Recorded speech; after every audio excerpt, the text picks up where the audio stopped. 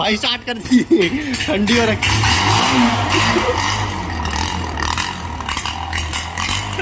Hello guys, मैं हूँ हार्दिक पांचाल और गाइज आज मैं आपको एक काफ़ी यूनिक सी बाइक दिखाने वाला हूँ।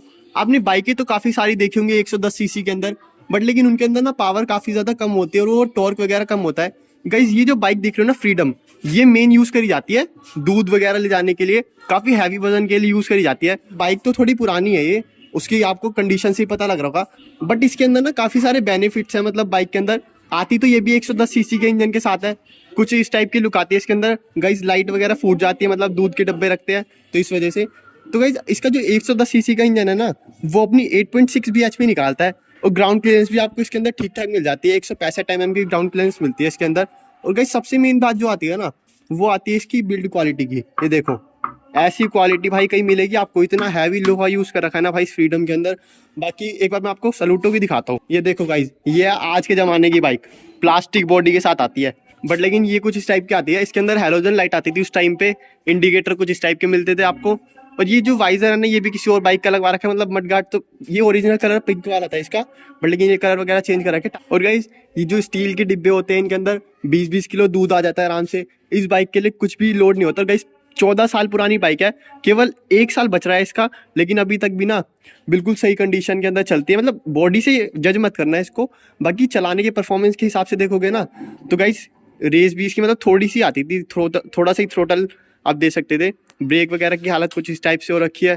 गाइस 15 साल पुरानी है बाइक, तो जो यूज़ कर रहा है ना उसके लिए मतलब हाथ बैठ जाता है एक तरीके से, आप कह सकते हो। टॉप स्पीड तो क्या ही कहेंगे, इसके 20-30 से ही ज़्यादा ऊपर जाती नहीं होगी, 40 चली जाती होगी मैक्सिमम, क्योंकि लोड के साथ जाती है तो इतनी ही जाती होगी 40 के आसपास। तो मैं एक बार आपको इसका स्टार्ट करके दिखाता हूँ, फिर इसकी आवाज़ सुनना।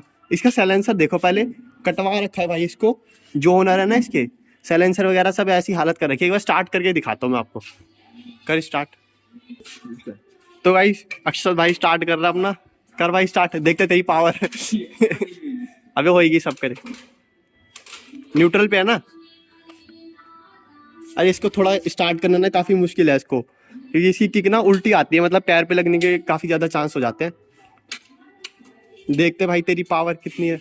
सलूट होगा तो तू एक किक में स्टार्ट कर देता है।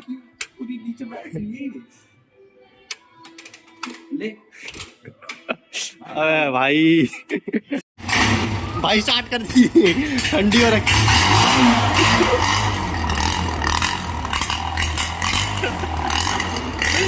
ओ भाई साहब, इसने स्टार्ट कर दी चोरे ने, इसकी मुस्कुराहट देखो, आवाज देखो भाई बाइक की, बुलेट भी फेल है।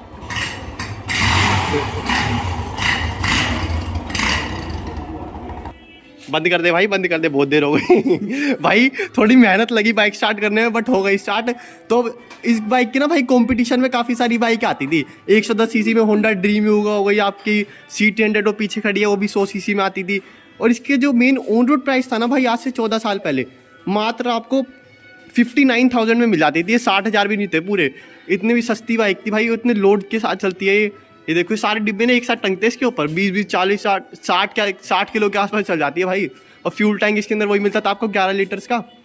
और गाइज यही थी थोड़ी परफॉर्मेंस वगैरह, तो मतलब ठीक ही होगी 30-40 की। मेन तो आपको इसके साइलेंसर की साउंड सुनानी थी, क्या साउंड है भाई। तो गाइज यही थी मेरी वीडियो, अगर पसंद है लाइक कर देना, चैनल सब्सक्राइब कर देना। Thank you.